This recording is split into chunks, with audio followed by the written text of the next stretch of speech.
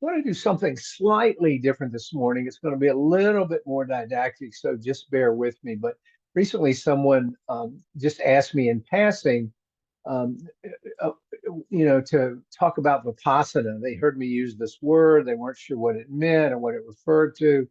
And I realized, I've probably been remiss in talking about more basic Buddhist concepts. And, you can tell me whether you want me to do more of that or less of that. But today I do want to talk a little bit about Vipassana and what it means and how it fits into our overall practice, because it's really a critical component of what we call insight meditation and mindfulness meditation. It comes out of the Theravada school of Buddhism, which is believed to be the oldest school that still survives and also believed to be the closest to the Buddha's teachings.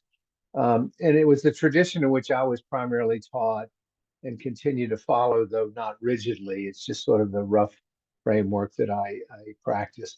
As you may remember, the other main schools of Buddhism are the Mahayana, which is found in China, Japan, Korea, primarily the Zen traditions, but also what's called Pure Land Buddhism in the Soka Gakkai in this country is a Pure Land tradition, and they do primarily chanting as opposed to meditating.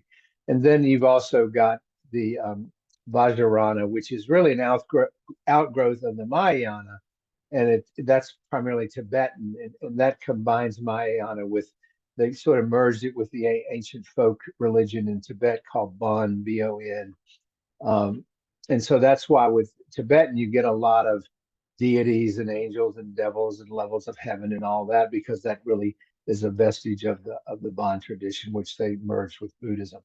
But the Pali Canon, which you often hear me refer to, which is all the suttas that the Buddha taught, at least in that tradition, is the textual component of Theravada Buddhism.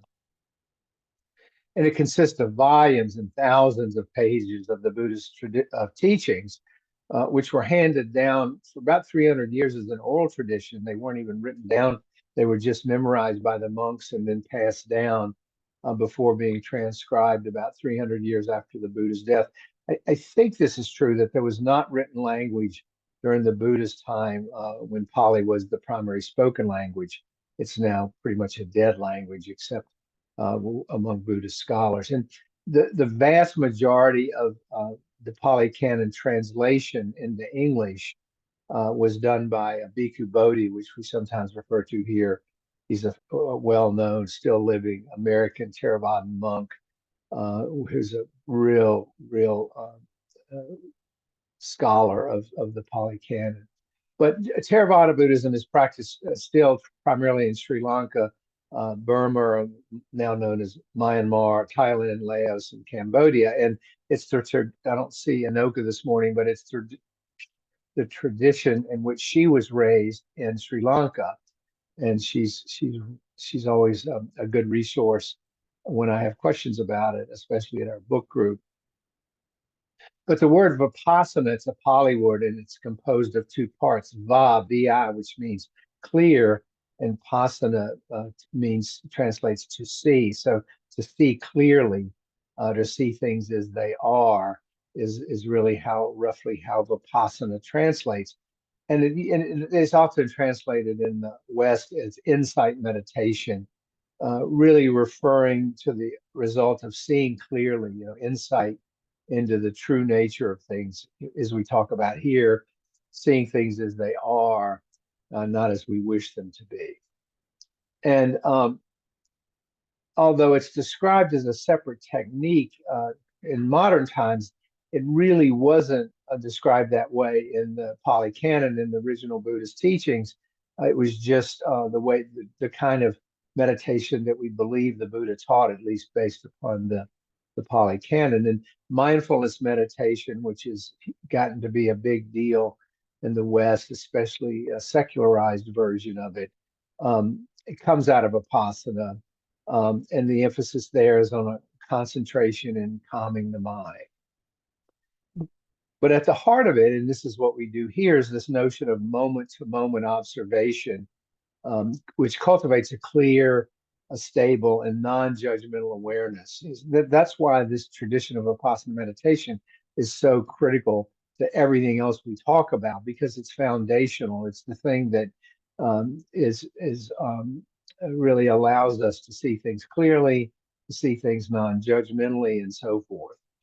Um, and secular mindfulness can be highly effective in bringing calmness and clarity and coping with chronic pain and so forth.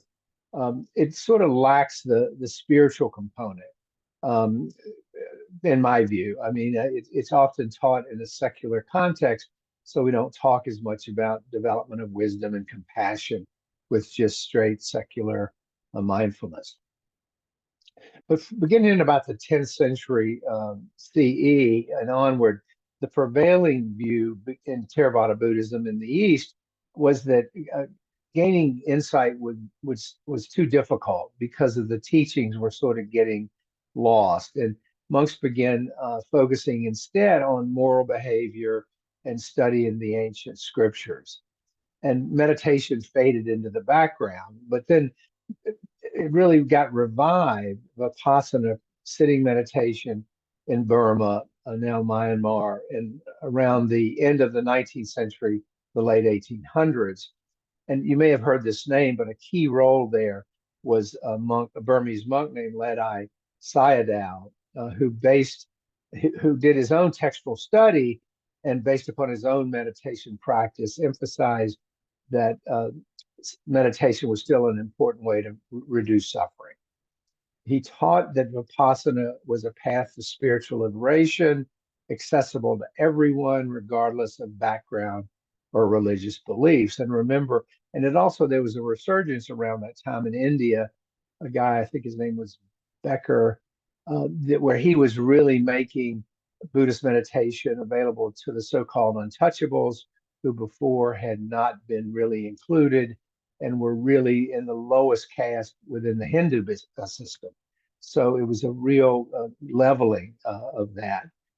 Um, and an important later student was also another monk named Mahasi Sayadaw, and he furthered this development of meditation.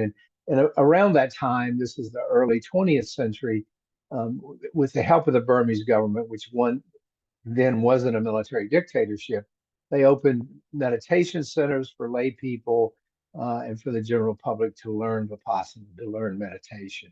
And recently, or more recently, in the late 20th and early 21st century, Vipassana has gained popularity around the world as more Western students have practiced it.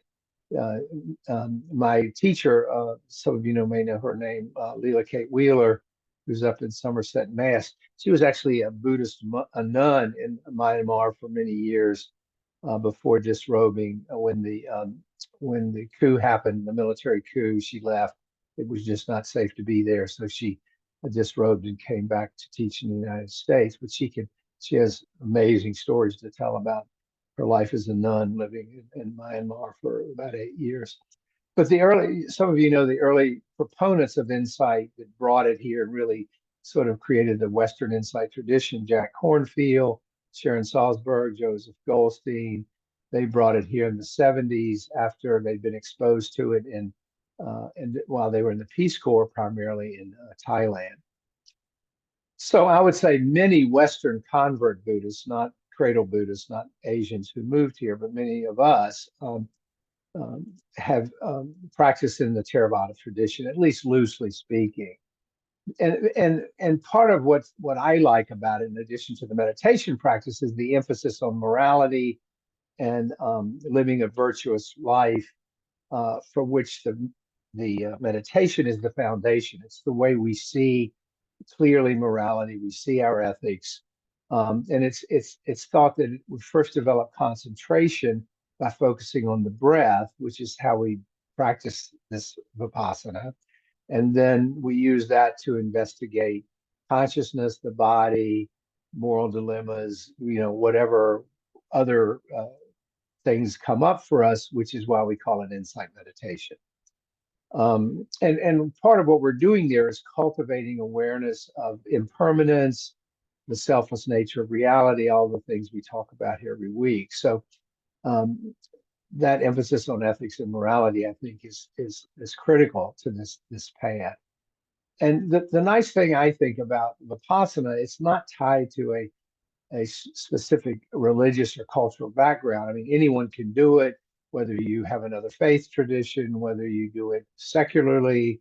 But whoever we are, wherever we come from, it can help us lead a deeper, more self-aware, and more peaceful and joyful life. And that's really the foundation in our tradition.